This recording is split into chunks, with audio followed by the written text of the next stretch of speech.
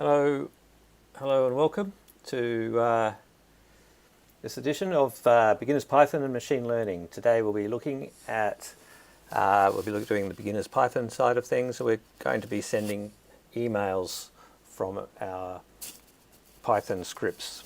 Now, sending emails is a thing that people have been wanting to do with Python for many years, which is a good thing. There's plenty of examples on the net, but it's also a bad thing because a lot of those examples are for Python 2, and we're going to be using Python 3. So I've put in the meetup and on the YouTube video, I've put a link to some source code that I've created. So if you want to grab hold of that, it should be in the comments below the YouTube video, and it's also in this meetup link. So let's open it and have a look. So this is a Python script. We're just going to create a project out of it. So there's so many things that can go wrong when sending emails. So today you won't be doing a lot of coding as such. It's more just trying to troubleshoot some of the problems and see if you can get it working. So what we're going to do, this file, it's called meetup65timemail.py, and we're just going to throw that into a folder. So you can do this all from the command line if you want, but I recommend using a IDE such as PyCharm Community Edition. So what we're going to do, we're going to create a folder called bpaml email PDF. So that's Beginners Python and Machine Learning emails, and next week we'll be creating PDFs and attaching them to emails. So let's go into our PyCharm projects, and we'll create a new folder. We'll call it bpaml-email PDF.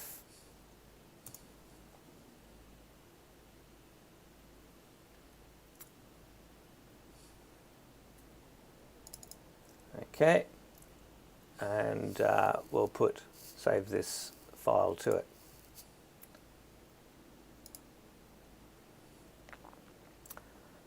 Save page as.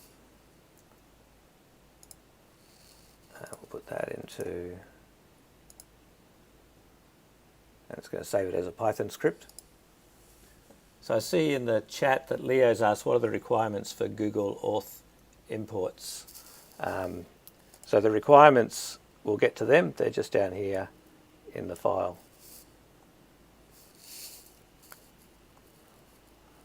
Okay, so we've made the directory and we've copied that file into the directory. Now, if you're on the command line, you can make yourself a virtual environment so that you don't corrupt other things, other parts of your Python projects, other Python projects you have.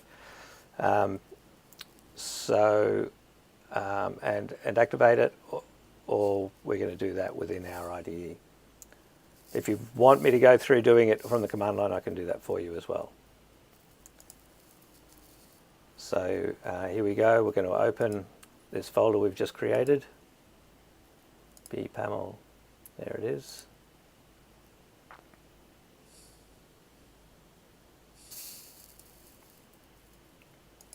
And we'll look at it. It's got our Python script there. Okay, so normally when it starts up, it won't have an interpreter, and you can see down in the bottom right here it says there's no Python interpreter link. So now we're going to create our virtual environment, and I'm just going to do it through PyCharm preferences on a Mac. On Windows, that'll be in settings, which will probably be in the file menu. So we go to preferences, and we go down here to our project name, and that's where we can specify the project interpreter. So it's currently, I'm in a new system here, so it's got no interpreters to choose from. So let's show all. There's one I was playing with before. But we'll create a new one. So I've just got a standard Python install, so I'm going to use a virtual environment. Other people might have Anaconda, in which case use a Conda environment.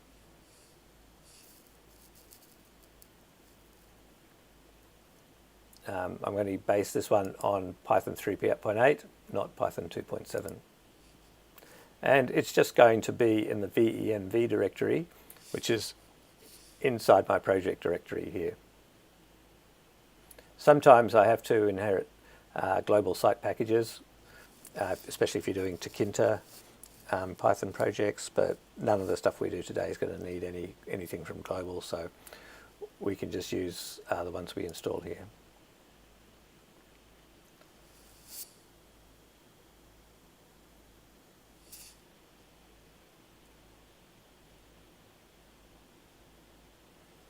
That's created the virtual environment, and it starts off with just only 2 packages installed, so that's good.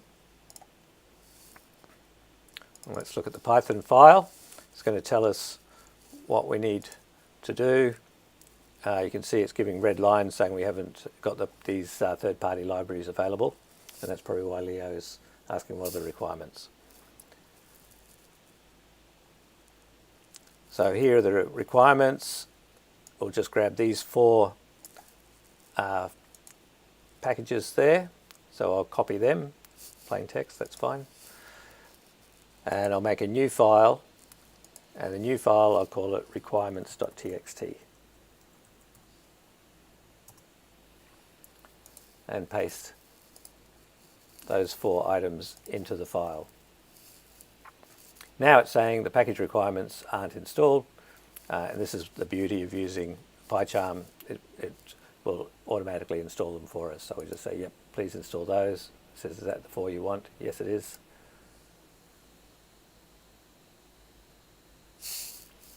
And so they'll go off and install.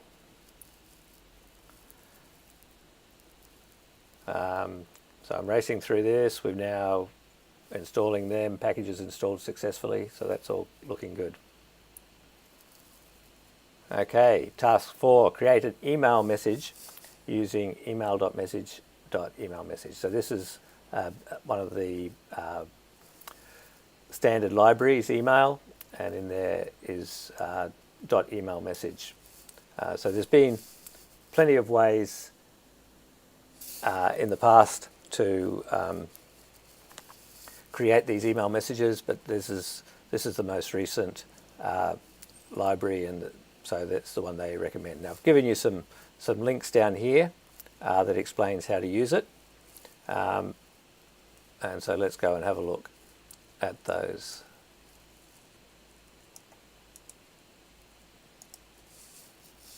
So I'll go into our browser.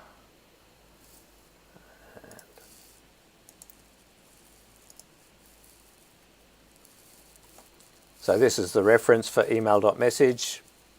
So that's what we'll be looking, email.message.emailMessage. So it gives you a few of the functions that you can call on it, how to put it all together. But we might just look at the examples first, which was the other link that I had there. And it'll show us how to create an email message. So we import this class, email message. You can tell it's a class. Generally by it's got capitals on the words rather than underscores separating them, lowercase words. So that's going to be a class. We create an instance of the class just by email message with parentheses, and then we set its contents, and we can set its subject, from, and to, and that will give us a message. If they go on to send a message, we won't be doing that yet. So let's have a look at our code. I've created a function here called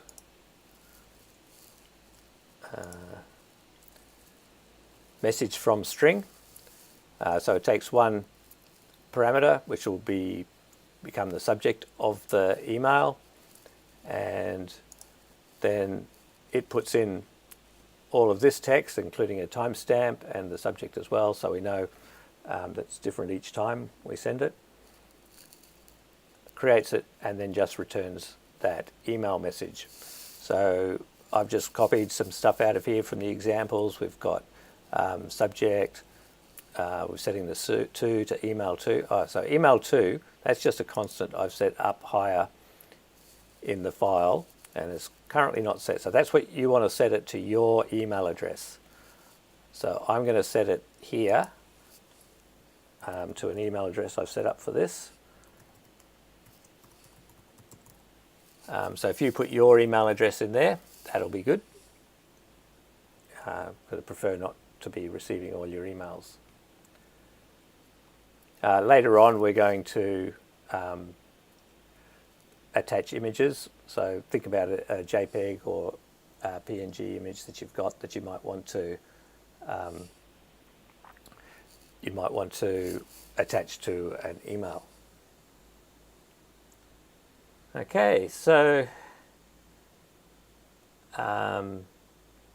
Annie's getting an error. Scripts activate.bat, system cannot find the path specified. Yes. So to do that, I'll show you what it looks like. I'll do it in my terminal. So Annie's on a Windows terminal, so it's a little bit different.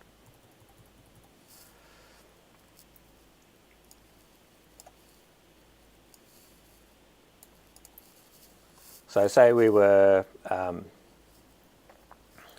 I'll make a directory.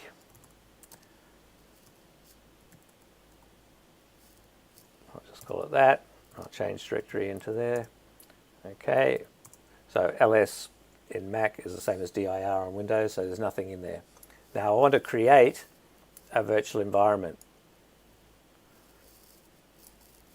So I need to be able to find Python to start with. So I'm presuming Annie's got past this step because it's the next step that she's got the error on. So we run Python 3, and we'll just check that we can see it first. Yep, it's coming back, Python 3.8.3. So we'll run Python 3, and we'll run the module venv, which is the virtual environment module that comes now with Python 3. And we're going to create a folder to put our virtual environment in, and a lot of people just give it the same name, venv, for virtual environment. So that's pretty much the same on Windows. On Windows, you might not need the 3 on your Python, just because Python 2 is not installed by default on Windows. So now if I look in this directory, I can see I've got a venv folder. And I want to activate it. So while I'm in this folder, I've got to have that venv folder in the same folder that I'm in for this to work. Now, because I'm on a Mac, I type, and then I start typing ven, and I can press tab to do command completion. And that should work on Windows as well. And then I do the binaries directory, which on Windows will be the scripts directory. And then I type activate. And now when I've activated this virtual environment, it will come up here in the command line to say that's the virtual environment that is activated, the one that's called venv. And now the default Python, I don't need to type Python 3, is the one that I created that virtual environment with. And I can have a look at what packages are installed. So it's telling me I've got pip and setup tools installed. And if I want to, in this virtual environment, and I can do an upgrade, and that won't affect any of the Python anywhere else on my computer. So it's taken out pip 19.2.3 and put in pip 20.1.1. And so if I do pip list, I get that. And now I could, if I wanted to, install, say, async.io SMTP. That's installed. List. And so AISO SMTPD is now installed, as well as AT public, which was a dependency of it. And it's just in this virtual environment. So if I get out of the virtual environment by deactivate, You can see at the beginning of the command line, there's no venv anymore, so I'm now out of that virtual environment. If I type pip list, it can't even find the pip command. So, if I do Python, it just brings up the Python 2. So whenever I want to use this virtual environment, I can just activate it from that terminal, or I can activate it in the IDE that I want to use. I could even use that virtual environment I've created in PyCharm if I wanted. But I've got one in PyCharm, and this is the one I'm using, venv. So I hope that helped. And you need to have venv directory in the folder that you've run it. Actually, it looks like you've run it from the root directory. So you need to change directory into your project directory first before you even create the virtual environment.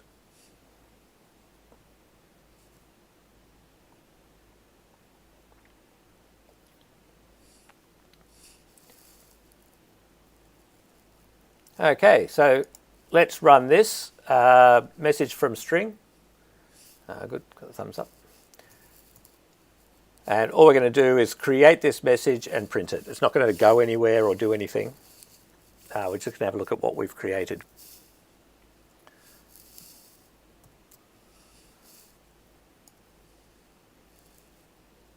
Okay, so it's got printed out. So it's done a few things here. It's saying it's using the UTF-8 character set. It's using 7-bit encoding, MIME version 1. You can see a subject here who it would send this to if we actually sent it somewhere, and a bit more information about it, and then finished. Okay, so you can see this message preamble. I get amused when they put that into their examples because it doesn't do anything that you can see. But it is good for debugging, I guess. So let's have a practice at doing one of these. Well, all we need to do, my message as part of this task, and we don't even need to be able to pass anything to it because we're just going to, so that we can just say email message. So I'll just find the important things out of what we've done there. We need to create an instance of the class email message. We have to set the content.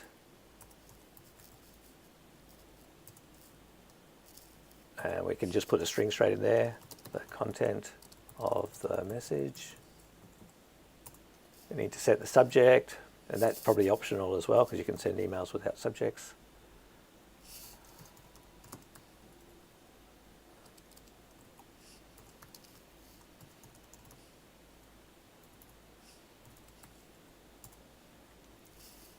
And the to is important.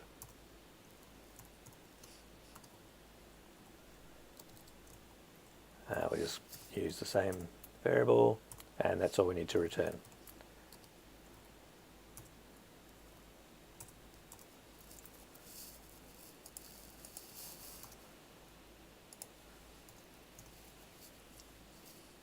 So we'll run that. And we'll see the compare. That was the first one that was created. This is the second one, just in that quick little function I created. So that worked. Now Peter's written a question. Packages not found error. The following packages are not available from current channels. Yes, yeah. So if you're using Anaconda and you get that message, then you can still use the pip install to install them, because Anaconda doesn't have access to all the pip packages. But you can install pip packages in an Anaconda environment. It's just not as, it doesn't give you all the flexibility that Conda gives you. Yep, and Peter's found himself out that pip install works. Very good.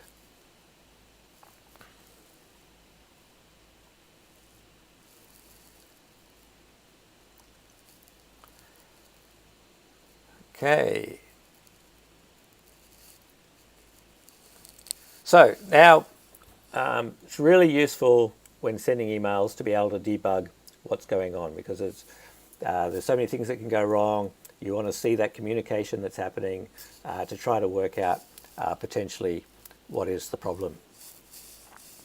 So Python provides a debugging email server, and you can run it in such a way that it won't ever send an email, but it'll act like an email server.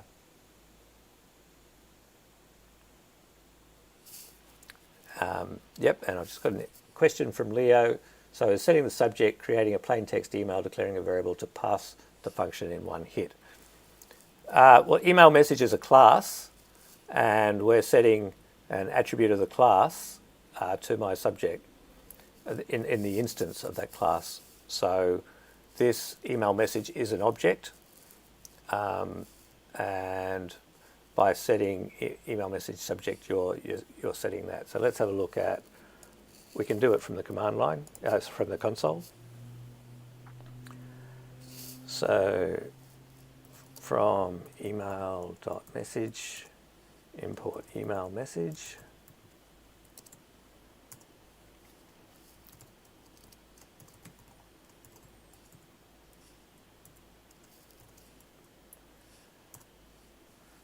So we've created an email message, and we have a look at it, and it's a class, an instance of the class email message, and this is some of the its attributes, protected attributes.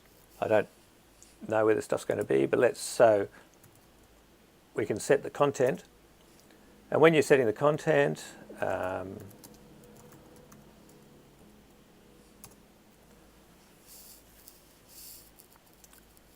so by setting that content, it's changed the headers and the payload. So the payload here is where my content is.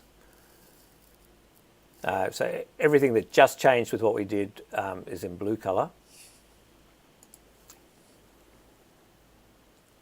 And sometimes you can even, like if I did em.set, actually we'll try setting the subject first. Let's see what happens.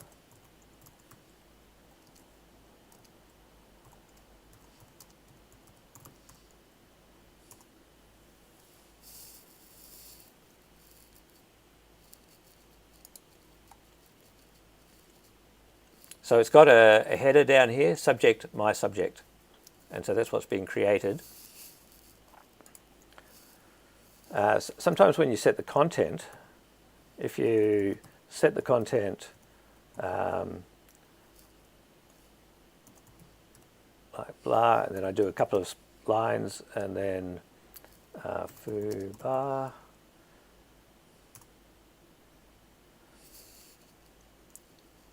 that sent the content, the payload to blah foo bar. Yep. I was just looking because sometimes you can set that in the first line. Maybe if you type subject here. No, but we'll try. I'll just try quickly doing a brand new email message.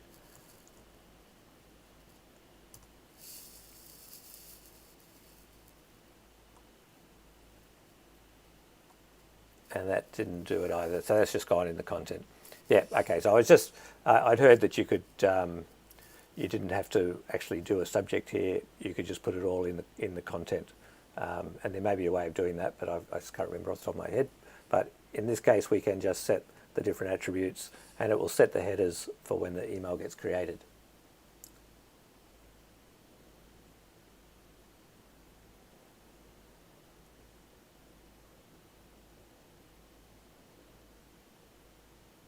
Okay, so in the line, this line here is a defining a function. So functions can have attributes, parameters, and so one of the parameters are called subject, and parameters can have default values, and you set a default value by putting equals and what the default value will be. So by putting a default value, it means that when someone calls the function, they don't need to specify the subject or that parameter, because it will just use the default value. So the default value here is creating a plain text email. Then later on, that parameter is getting used to be set as the subject for email message. So whatever that subject was, that parameter was set to, will go into here. And if the user didn't type anything in that parameter, then it will use creating a plain text email.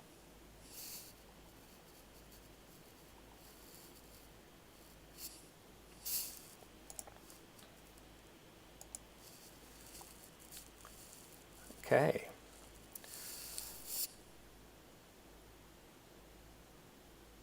Correct. It's just a default value. We didn't need to put it in, but because we did, so like if I had subject here in my function, and we're going to set subject like that.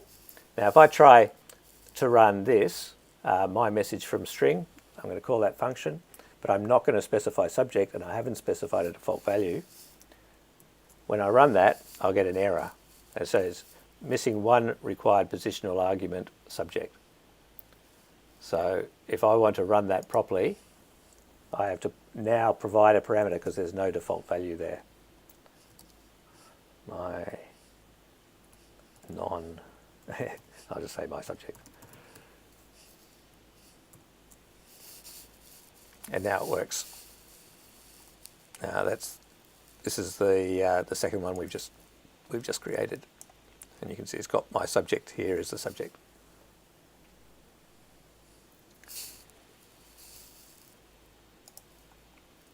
Okay, so that wasn't too hard. We've created the email message object, and we just need to send it. But we want to test what it looks like when we're sending it.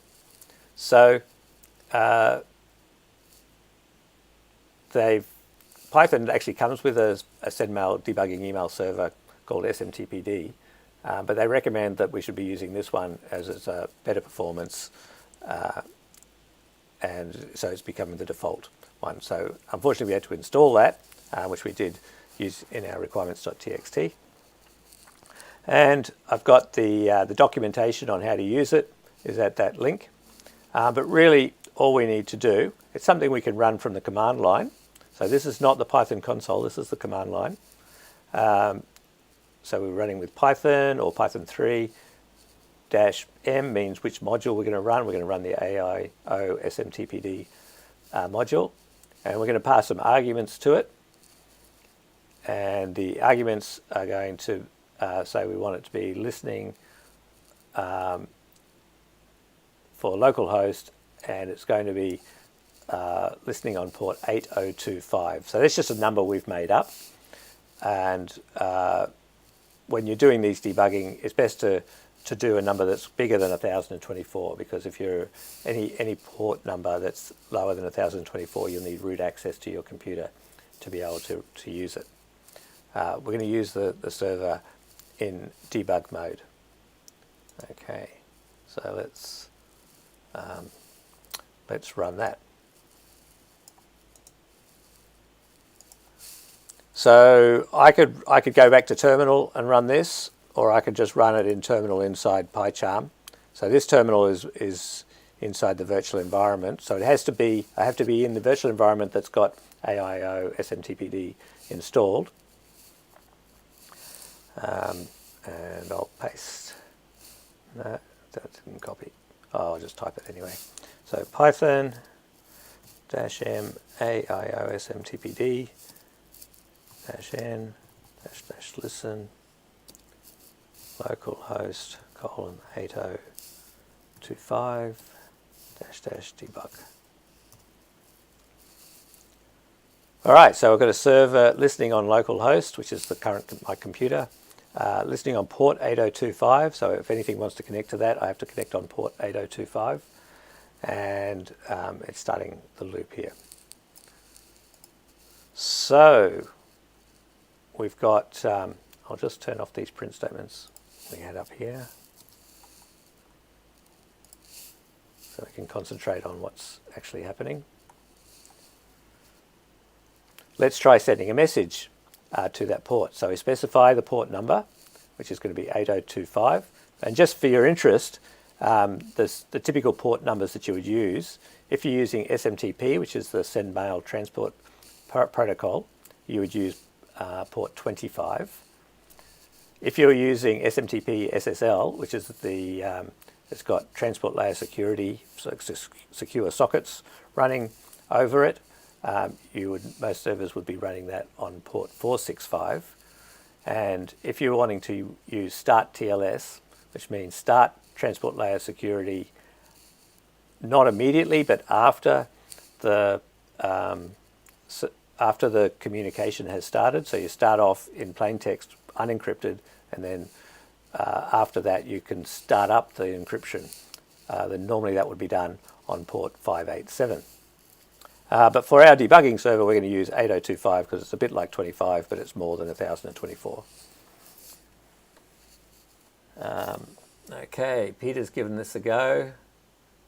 So, yep, he's in the right virtual environment, so that's good.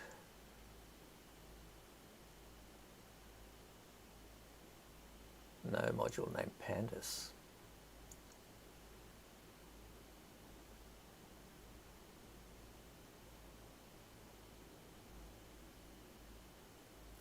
Right, so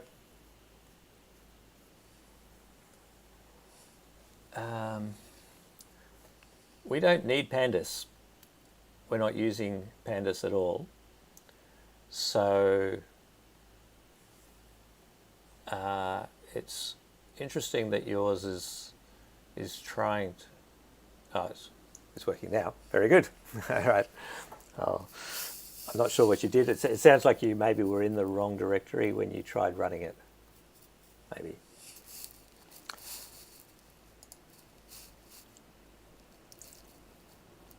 Okay, so getting back to here, we've set the port number and the host. So 127.0.0.1 is an IP address, which also means localhost. That particular number means localhost. So you could use either of those. And we're going to set up a connection with that host and that port. And we're going to save that connection into a variable called SMTP server. And then we're going to set the debug level of SMTP server, which is the variable in our Python script, to 1, so that we can see what's going on. And then we're going to try sending our email message. So let's have a go. We'll try this one first. So we'll send message via AIO SMTPD. And the message, we're just going to call the function we did before. And this time we're going to give it a different subject. The subject's going to be called task 6, test to debugging server.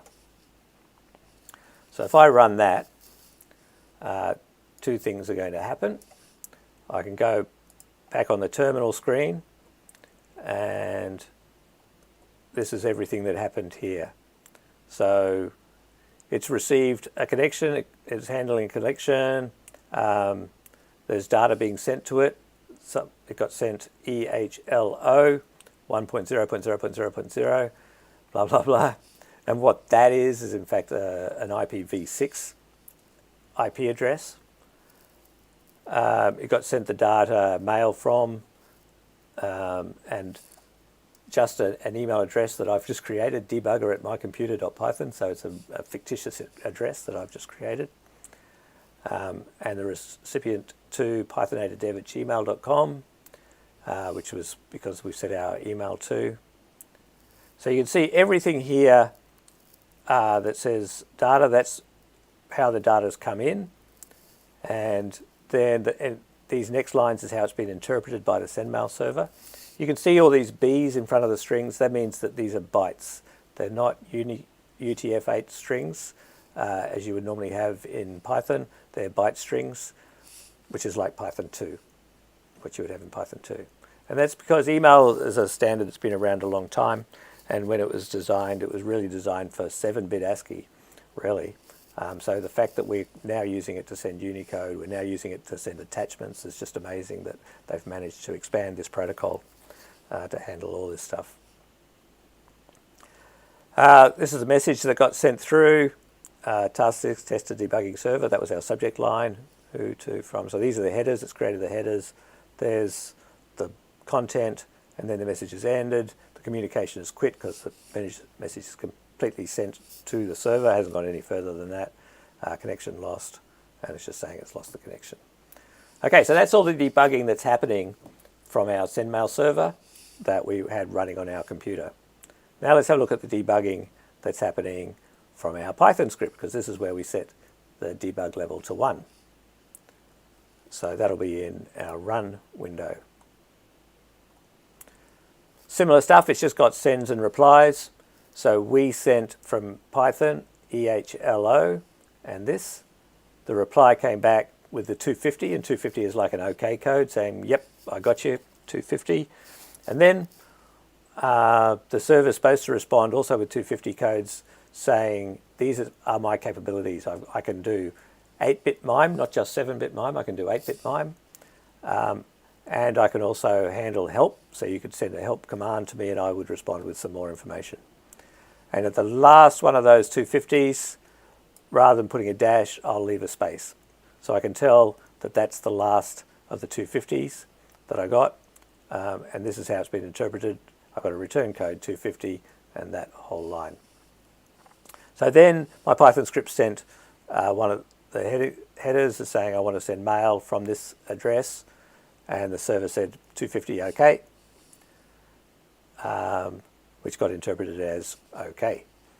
Then I sent another header saying I want to send this to this address, and the server once again replied with OK. And then I said this is the data I want.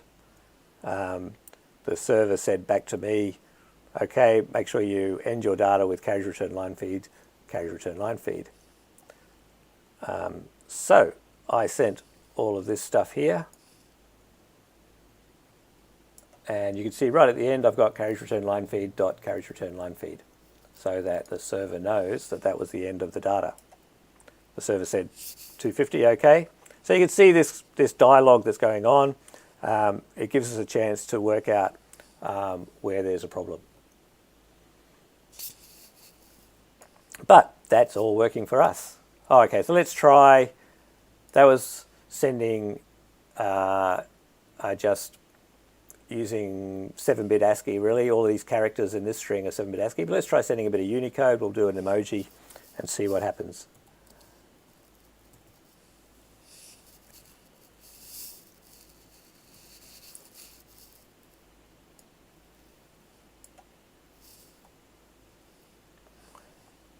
Right, same sort of communications all going on. And then we look at the content that got sent. And if we scroll to the right, test a debugging server, and then it's got this equals, question mark, UTF-8, and some codes there.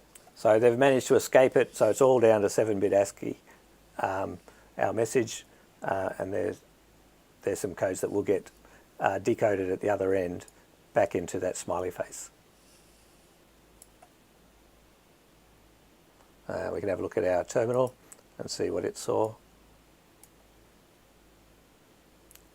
So the content transfer encoding is now quoted printable.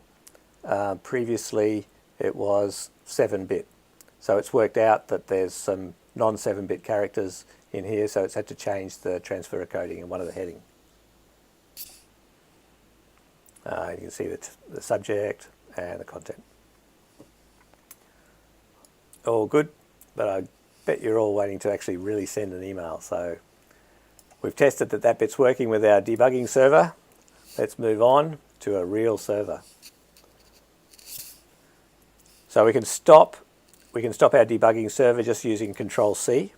So I press Control-C and that just stops it, and we're back down onto the command line. Now, the first thing we'll try, this is for people who are at home, which I presume is most of you. So you've got an ISP who's giving you internet, and so that ISP will have a sendmail server that doesn't require any authentication. And authentication is what can cause all sorts of problems. So we'll try sending an email without authentication first, and the only one who's going to let you do that is going to be your ISP, because they know who you are, because you're connected with the internet through to them.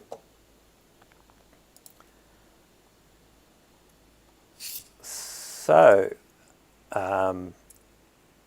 we're going to use smtplib.smtp as the connection, and we have to put in the sendmail server for your ISP. So I'm on a Telstra connection at the moment, so I can connect to smtp.telstra.com.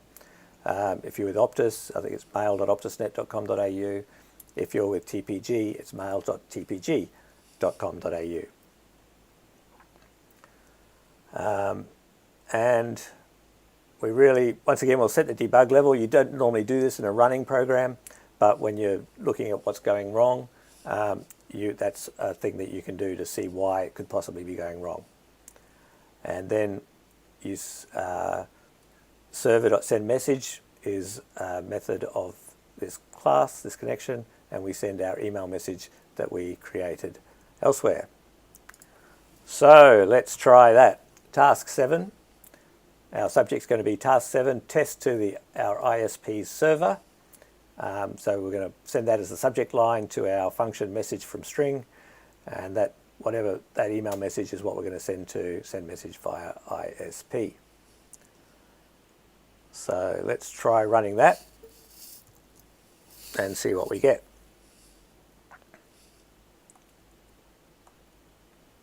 So now this is the real world. Now this is a real SMTP server we're talking to, and let's have a look at the communication that happens. So we send to it EHLO, and what EHLO means, when SendMail protocol was first developed, there used to be HELO, and it was basically saying hello, but they wanted all the commands to be 4 letters long. So it was HELO, was hello reduced to 4 letters. Then they brought out an enhanced protocol, so the enhanced hello command became EHLO rather than HELO. And the EHLO is basically saying, hi, tell me what you can do, and the server comes back with all of these capabilities. So when I first saw this from Telstra, I thought, great, they can do start TLS, it can do 8-bit MIME, pipelining, help, auth, login, but I was really interested in start TLS because up until at the moment we're not encrypted, and encryption, you really want to be doing everything in an encrypted way. So I spent ages trying to work out how I could get start TLS, but every time I sent start TLS to the server, it said, my Python program was saying, no, the server can't do start TLS. And I go, well, that's crazy, because I'm looking at the debug screen here and I can see start TLS right there. And so I actually looked up the standard for SendMail servers, and the first thing that comes back is not supposed to be a capability, it's supposed to be a greeting telling me who they are. So this line here should be the first line coming back, smtp.telstra.com. So because they've come back with start TLS, Python thinks that they're called start TLS. And one of the things that they can do is smtp.telstra.com. And so Python won't let me do start TLS on that server. But anyway, let's see how we go with this. We've done all the communication. It looks pretty similar to what we did before. Mail accepted, it's all sent. So let's go look in our browser and see if any email came in. And there it is. That was the email that just got sent a couple of minutes ago. Greetings from Beginners Python and Machine Learning. Is a result of demonstrating task 7 test to ISP server. And it was created by a Python bot. And it's got a couple of links there. So, success. It's Leo sent me a RFC 821. I'm not sure which one that is, but let's have a look at it. Input the transport protocol, that's right. So that one will have a bit about the saying hello and how it works. And I think I was looking at another one which went into more details about the EHLO. That was a later one.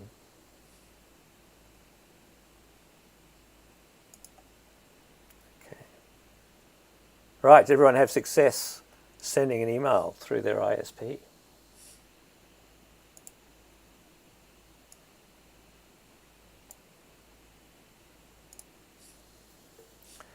So not all of you are going to have ISPs, and some ISPs are going to do SSL and some are going to do Start TLS.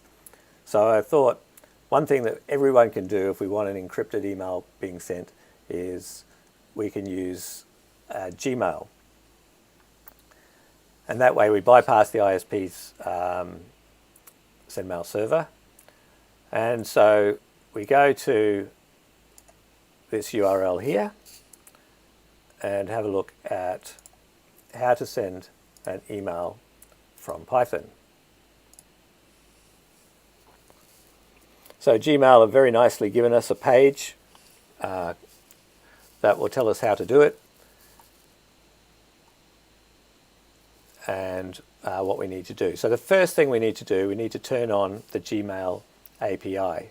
Now I'm logged in to Gmail, so you need to be logged in as well to do this. Let's click on Enable the Gmail API.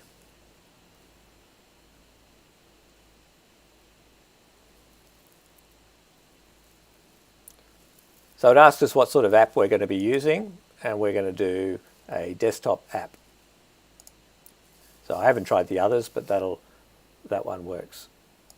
So you click on that, then you click on Create. Now, unfortunately, it's going to put a secret on the screen. So I'm just going to take this off the screen while we're videoing. And I'm going to click on Create.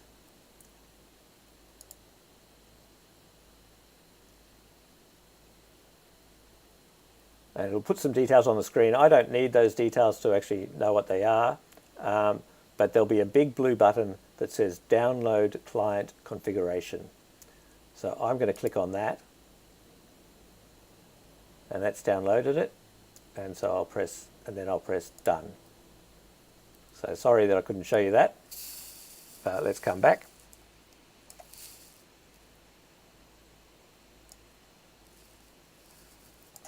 And so what that's done is it's downloaded this file called credentials.json. So we want to move that into our project directory.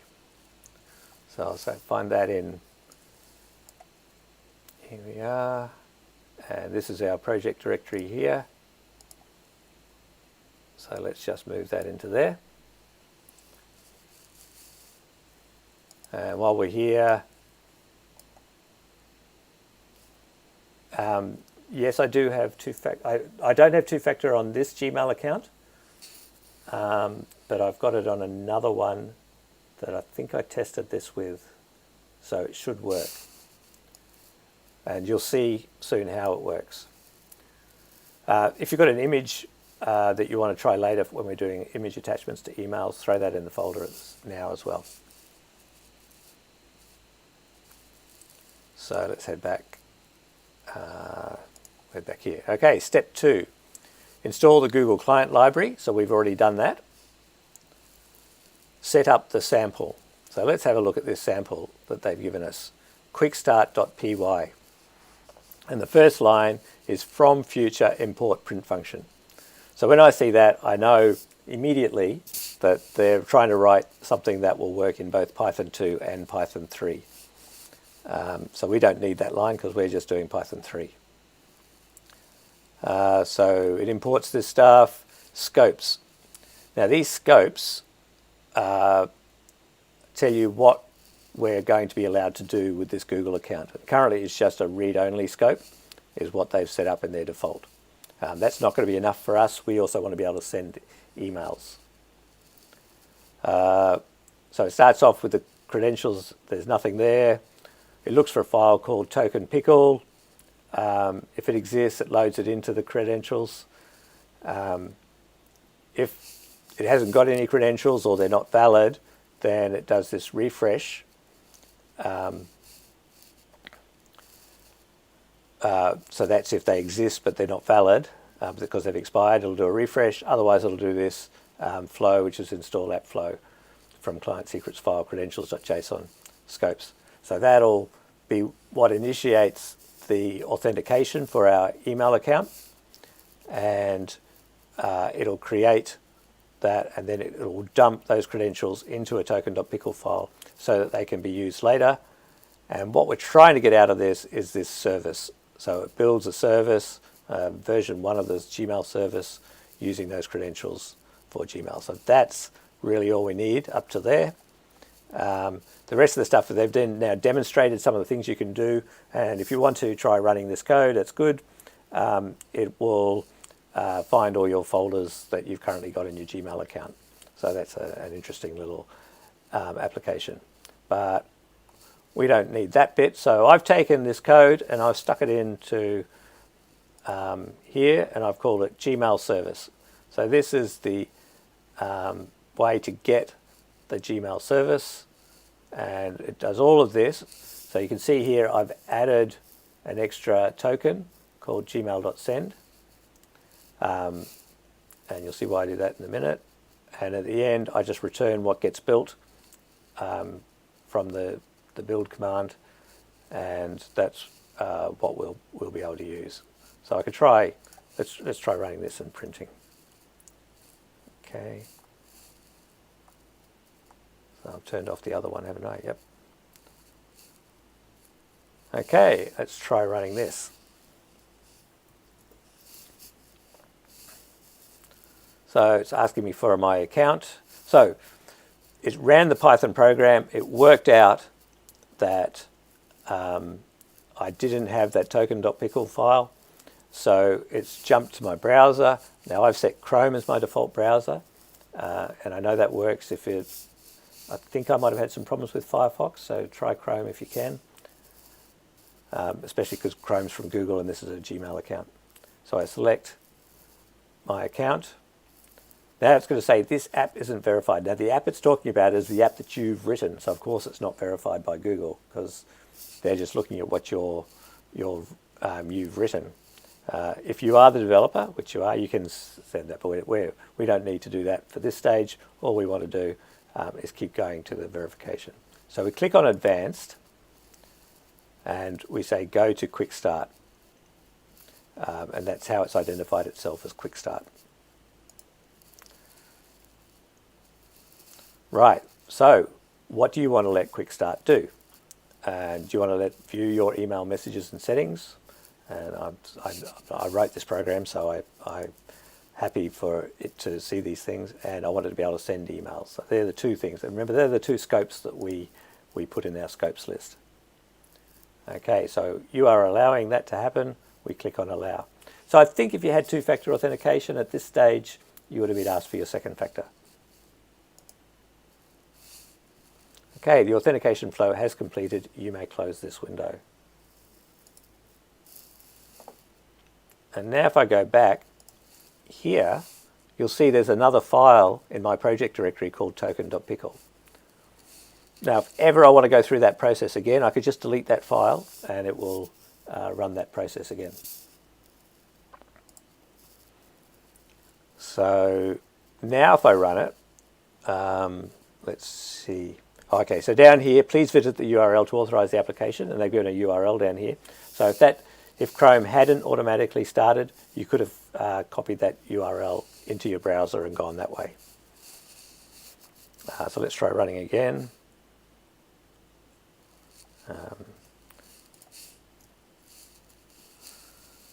And this time it ran straight through. It built the service, no problems, because it's got the token.pickle file.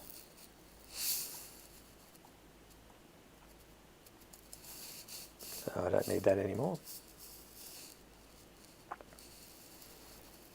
So now we're going to try sending an email using Gmail.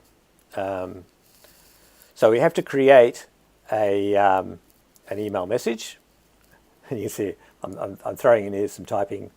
This is how in Python, if you want to specify what data type your parameter is going to be, you can put in a hint called email message. It's not binding in the sense that anyone can put anything they want through, but it's good for IDEs to troubleshoot errors. So I've put that in there. Okay, so we're sending it an email message. We'll send the email message the from. So in here, once again, put in your your email address. The reason I haven't just said email to is because you might change your email to have a couple of email addresses in it, and then you've got from a couple, which doesn't really make sense. And then we're going to create this Gmail body. Oh, okay, so why are we doing this? Let's have a look at the code. Google have provided some sample code for us. Sending email, here we go, I'm right at the spot. So how to send an email. Emails are sent as base64 URL strings within the raw property of a message resource. So message resource is a data type of Google's. So we want to create an email message, and then we put it into the raw property of and send it as a message resource. So it's really just a dictionary. It's like a JSON dictionary of parameters, but we can everything we need is in our message, so we don't need to provide all the other values in this dictionary. We can just provide the one raw one. However, this is definitely Python 2 because B64 encode will only encode bytes, and we're passing in a string. And then when we put it in a JSON, it gets converted to JSON later, and what has to be here has to be a string, but it's coming in as bytes. So we have to, we can use all of this code here. We just have to make sure we do that as bytes and that as a string, rather than the other way around.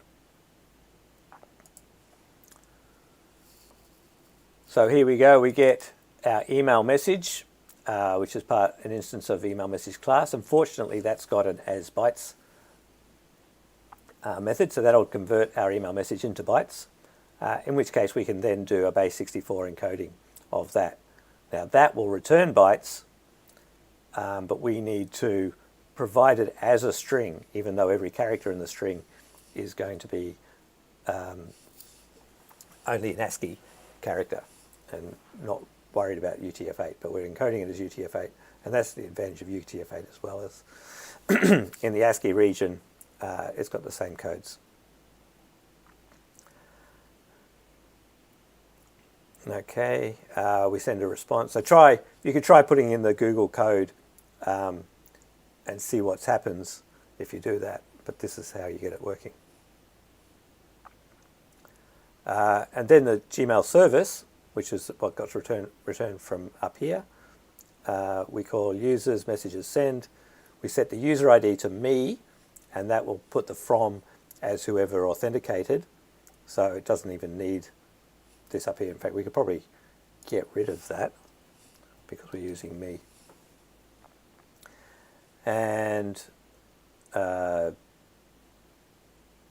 it just takes the body, their body's their raw code here, and then executes the send. All right, let's see if that works. I have to find the function, I need to call it. There we go.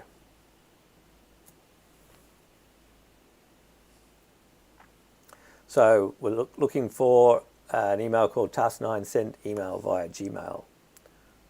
So let's look in here.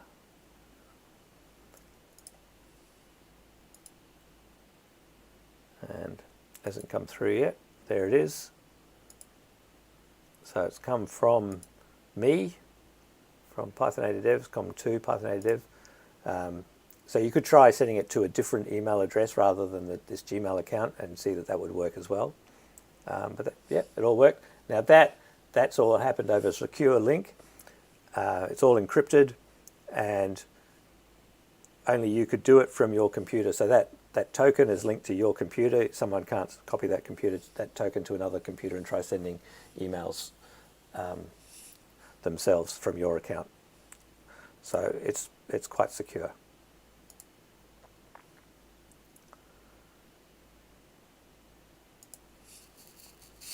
Okay, any questions up until now?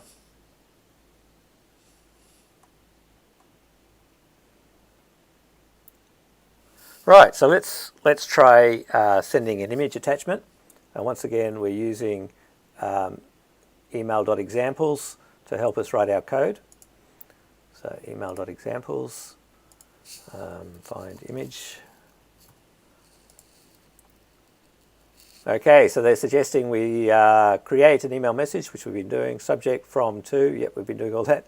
They've been putting in this preamble, which is pretty interesting.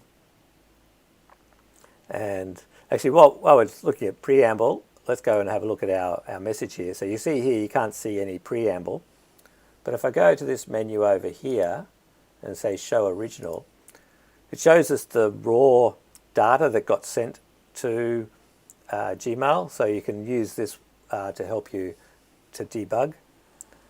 And there's nothing there. So the preamble didn't even get sent.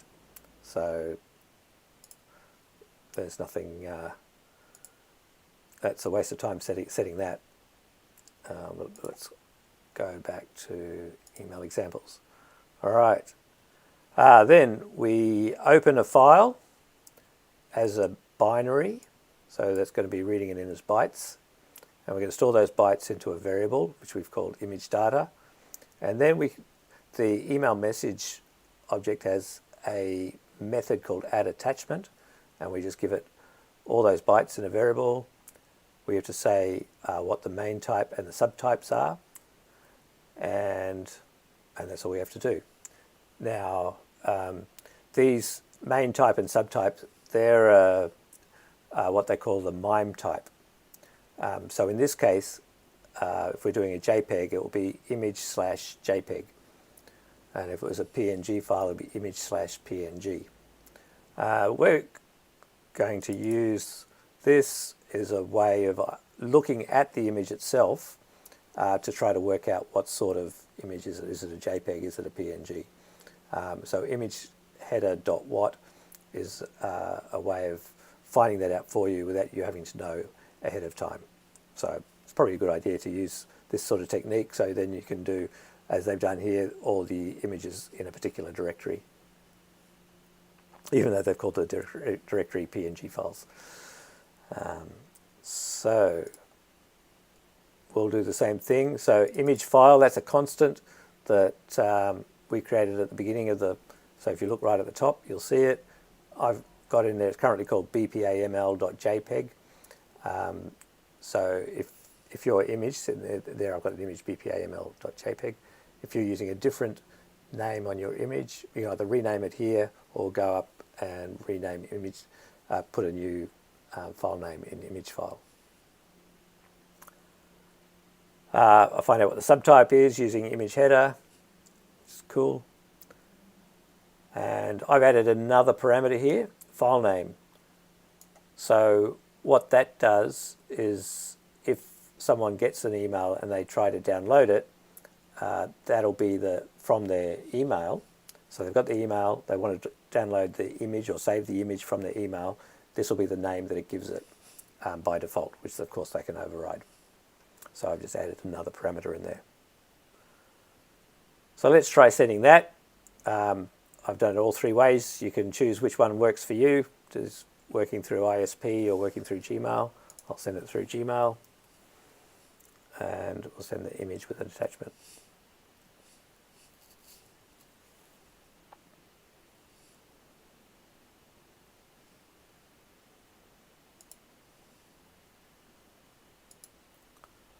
Let's go back to our inbox. Task 10, attaching a JPEG image to an email. And there it is. There's a picture of us in our happy days back at River City Labs doing beginners Python and machine learning.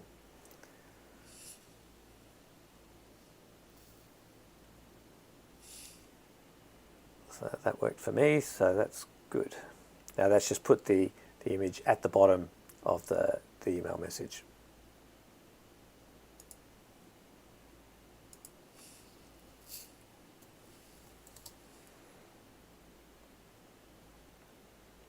Now, up until now, we've just been doing, yes, happy days indeed. we've just been doing plain text emails, no formatting, but sometimes we want to do formatting. So we want to create a message using HTML. So just skip this function for the moment. We'll just go down to here, message using HTML. And that's going to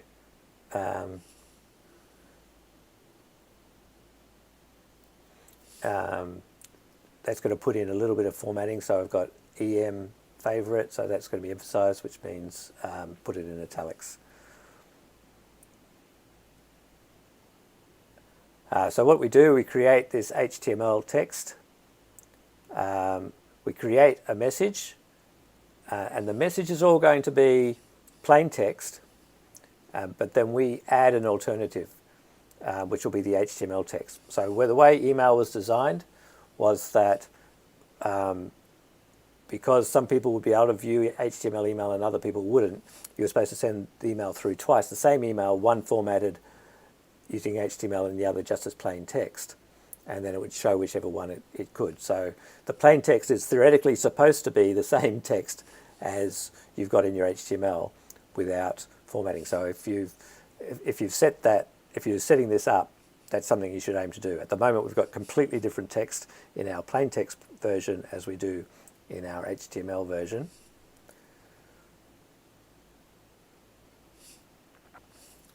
Yes, Peter's saying that he didn't think he could send to Optus with no credentials, but you are already connected to their internet. They know who you are because your connection goes directly to them.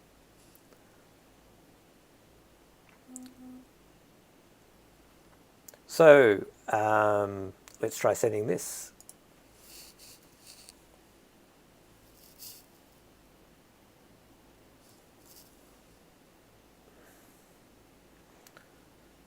So we've sent it off to Google. Let's have a look at how it came out. Nothing there yet. Adding HTML to email. And there we go, our favorite numbers, and we've got it in italics. So we managed to do some formatting. And let's have a look now at our original. Let's see what it looks like. So if we look at the original, now we can see that we've got, this is the plain text version, and this is the HTML version. So both versions are going to the recipient, and then the recipient's email program decides if they can do HTML, they'll look at this one. If they can't, they'll do that one. But in this case, it's totally different text. So they'd be a little bit surprised because they're not going to pick it up.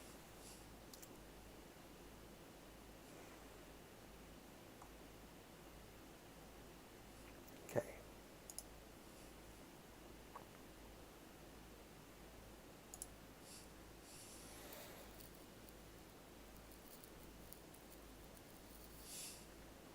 Yes, to send through Optus's SendMail server, you have to be connected through an Optus connection. It could be someone else's Optus connection, but it can't be. You can't be connected through a Telstra ISP and expect to use Optus's SendMail server.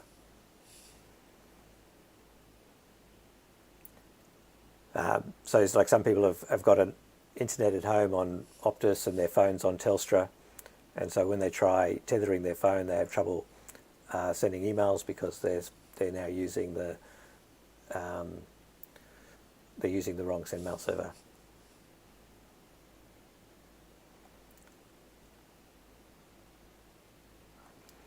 All right, so let's try a little bit more complicated HTML. So let's add in an HTML table. So I'll try that. I've created a function here that goes through all some Unicode data, picks out a lot of it that's got digits. So this will really test our viewer to see whether it can look at these, whether it can display these Unicode. I've gone all the way up to 7,258. Okay, I've created a table. I've put, what have I got? I've got dot digit, which is going to be the TD. It's got a width of 30 pixels, a 1 pixel solid border, which is a slightly greeny color, and the text aligned is center. So let's try that. and have a look at our message.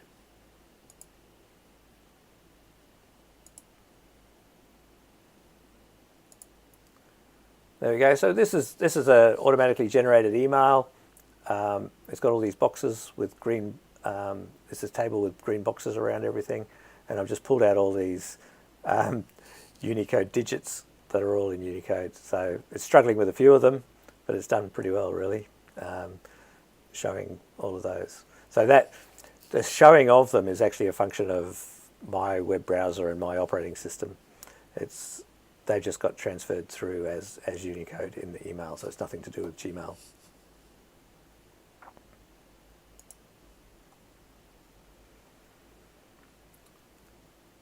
Right, so now we want to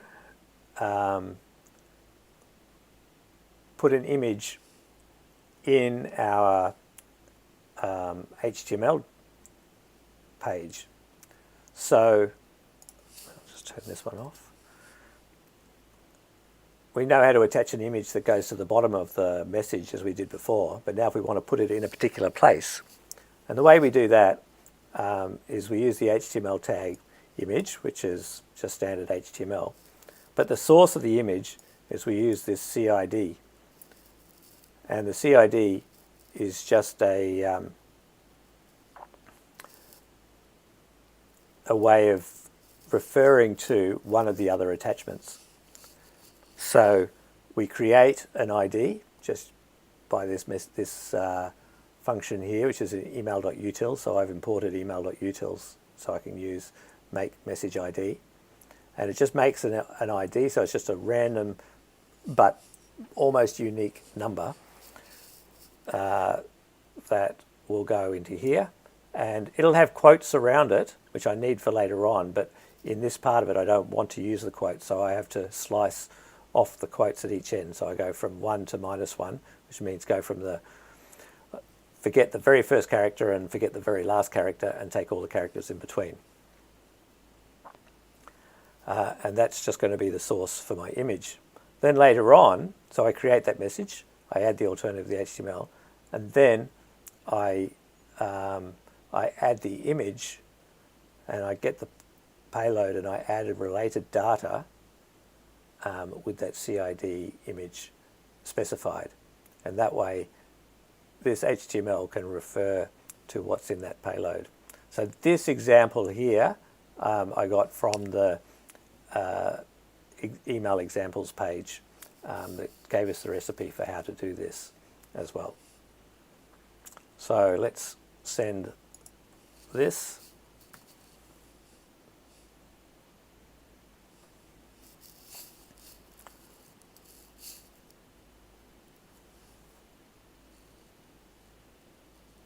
That's been sent. Now we'll have a look in our inbox.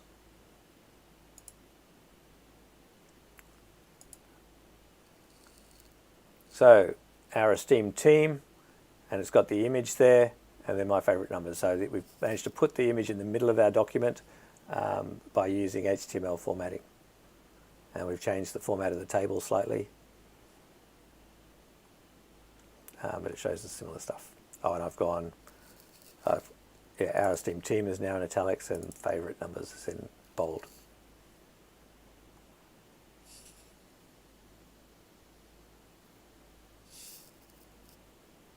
Okay, so that's that shows you how to send emails,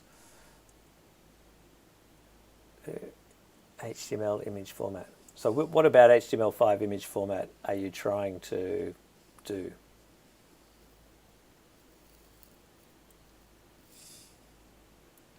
It's really just the source is what you're setting in the image, but anything that's in there.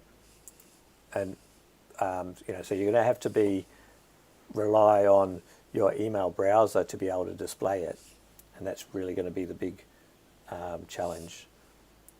But it can put a source next to an image tag in the HTML.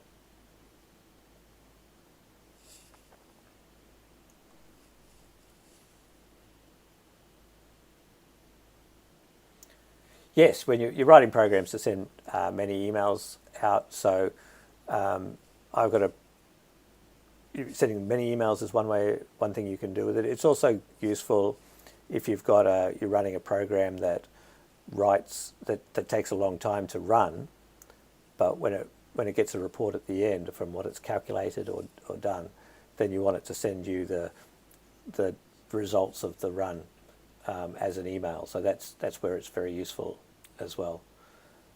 You can also use this if you've got a program that you've written, a web application that people log into, and they want to change their password. So obviously you need to be able to send them an email that gives them a temporary password so they can get in once and then get in and change their password. So any time you've got an application that has to send an email out to you is where you need these features.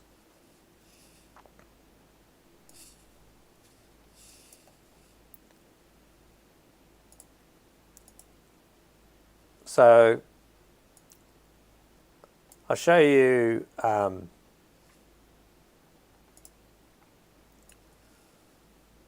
when I was trying to work out why I couldn't use Start TLS for Telstra, I decided to look at the source code. So I imported the inspect library, and then I also, the one that I was interested in was the SMTP lib that was telling me that that my server couldn't do Start TLS. So that's smtp lib.smtp. So where's smtp lib? Import. No, it's just smtp lib. Okay. Import smtp lib. And then I did inspect dot get source, and it's smtp lib dot smtp dot the hello,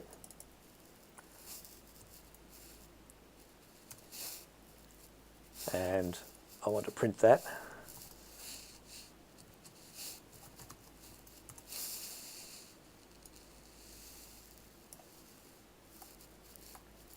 So this is how SMTP lib does the hello. So it sends, it creates this dictionary of features which starts off empty, and I won't go into too much details here, but it gets the response from the hello message. If it gets a 250, then it knows it does extended SMTP. And then it gets the response and it splits it up by lines. So remember, the first line is supposed to be the greeting, and all the lines after that are supposed to be its features. So SMTP lib in its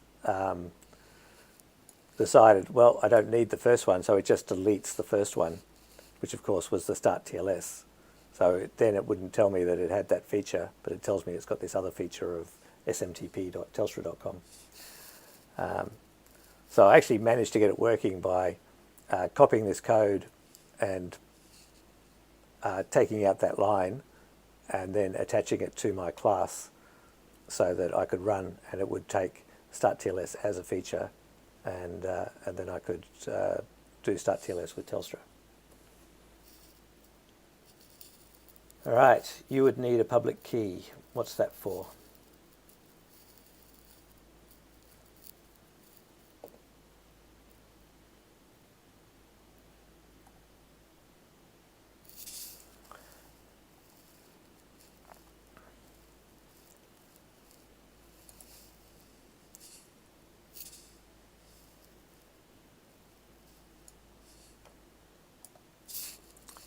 So if there are Okay, so for TLS, this transport layer security, you the Python's got an SSL library that can create a default context, and so that does do the keys. It uses certificates to ensure it's an encrypted link. Now they don't have to be certificates that come from a certificate authority, because it's really just worried about the encryption rather than the verification of identity.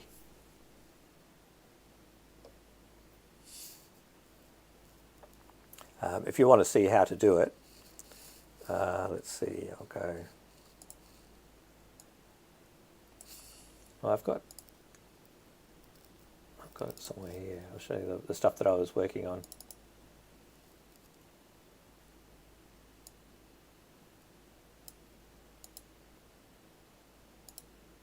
No, I haven't. But I can do it. Let's see. So in here, just hide this.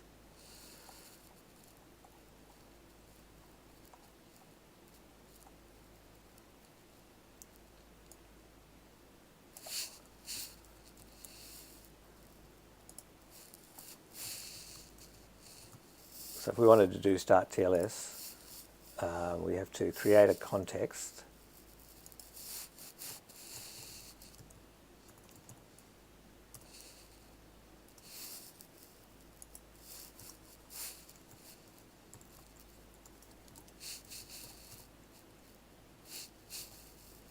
Create default context, and then we can do server dot set start TLS.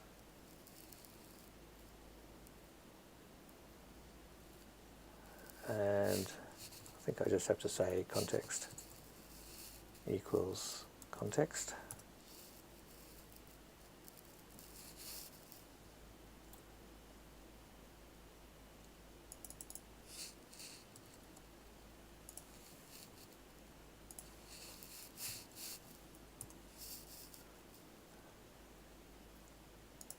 Okay, so I'll call that start TLS.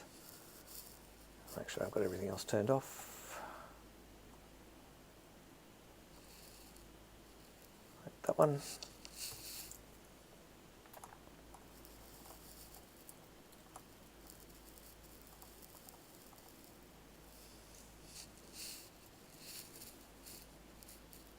So this is the error I get. SMTP not supported error, start TLS extension not supported by server. So for me to get around that, I copied this hello code. Let's put that up here.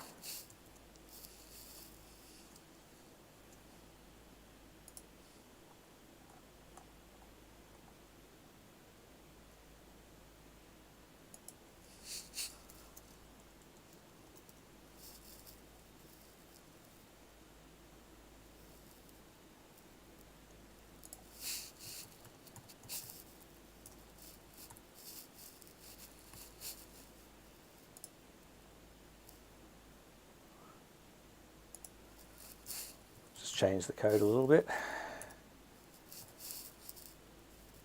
and the one that I want to change, I've got to import RE as well, which is regular expressions.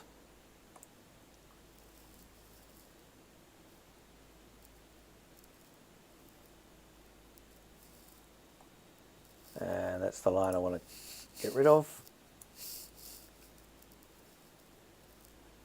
Okay, so then in here, I just say server.ehlo equals ehlo.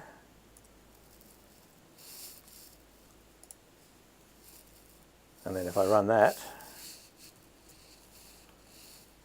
missing one required positional argument self. Yep.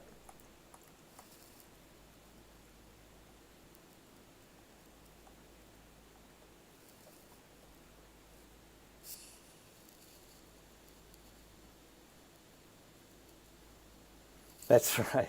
Yes, I remember working somewhere once, and I had this loop that was sending out 4,000 emails, and I forgot one counter that was supposed to then, after the first email, move on to the next email address, and so I ended up sending 4,000 emails to one person. So it was very embarrassing.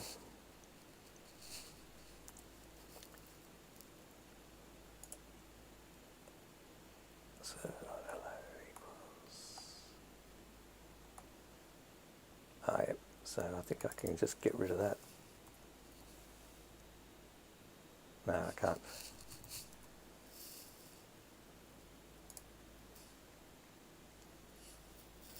Yes, the value of testing. That was my test.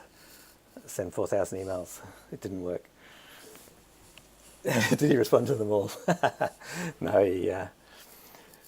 I rang him up, and I said, because I had his phone details, and I said, look, I'm really sorry, I just sent you 4,000 emails. And he said, it doesn't matter, that was my dad's email address.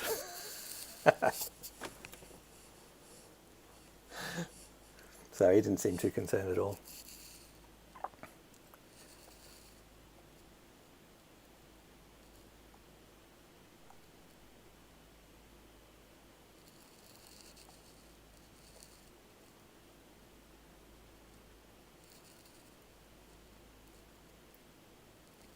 I've forgotten how I did that.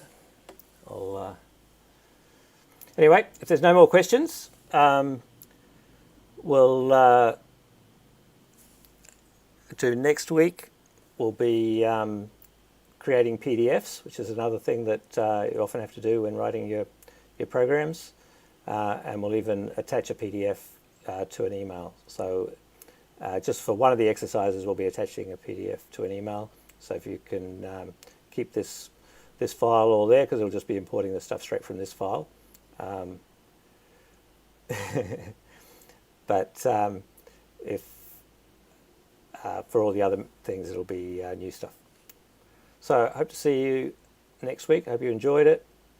Let me know if there's anything that you want to know, and I'm going to stop the video now, but I'll keep listening to Learning to Code for another 5 minutes. Ciao.